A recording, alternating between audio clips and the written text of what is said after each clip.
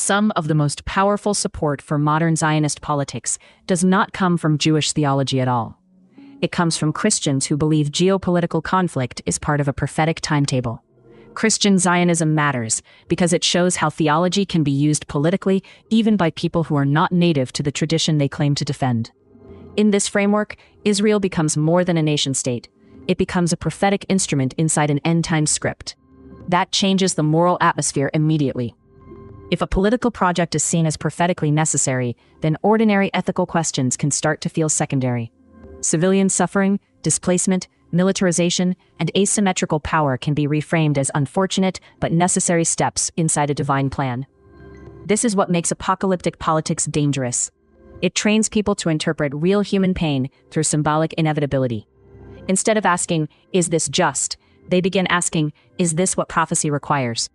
When that happens, theology stops functioning as moral restraint. It becomes a pressure system, pushing history toward conflict, while claiming spiritual legitimacy. Imagine a voter, pastor, or media figure supporting aggressive policy in the region, not because they have carefully weighed justice for all involved, but because they believe escalation is part of God's final timeline. In that mindset, peace itself can start to look suspicious, because tension and conflict feel prophetically meaningful. That is not ordinary foreign policy reasoning. It is political theology shaping public power. A healthier spiritual posture would insist that any interpretation of prophecy must still answer to compassion, restraint, truth, and the equal worth of those who suffer under policy. If a theology makes people less responsive to human suffering, something has gone wrong in the interpretation. Research on motivated reasoning shows that people often protect emotionally powerful belief systems by filtering out contradictory evidence. Add group identity, sacred narrative, and media reinforcement, and the worldview can become self-sealing. Science does not tell us how to read scripture, but it does help explain how prophetic systems can override ordinary empathy and policy judgment.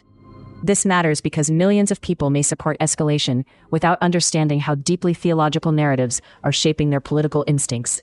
The issue is not only what governments do, it is also what stories populations are taught to sanctify. Ask yourself, if a political theology makes conflict feel holier than peace, what kind of conscience is it forming? Apocalyptic belief becomes dangerous when it turns living people into pieces on a prophetic chessboard. Any spirituality worthy of the name should make us more accountable to suffering, not more abstract in the face of it.